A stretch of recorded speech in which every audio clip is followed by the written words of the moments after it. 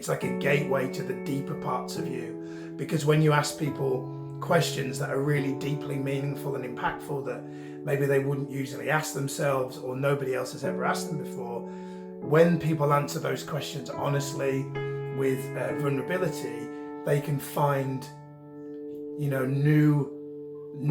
can access new parts of themselves that maybe they'd not thought of or had been laying dormant for a very long time. Even the question of what did you want to be when you were a kid, right? That can just open up so much, right? And it's not even a particularly brilliant question, but it can just open up so much for that person to think about and go on a search, right? But that's why inner child work is so good, because you could ask that question to a person and it might spiral them into a negative place, because if they didn't have a good childhood, which is why I say this type of inner child healing work is so powerful, because I truly believe that every problem, every pain ultimately goes back to the source, childhood. Doesn't matter how well you were raised and parented, there's probably something in there.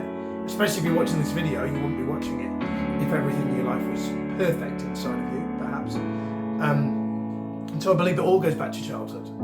And when we're willing to admit that, face it, and just give our inner child some time and some attention, 10 minutes a day, it can make a huge difference to your self-esteem, self-worth.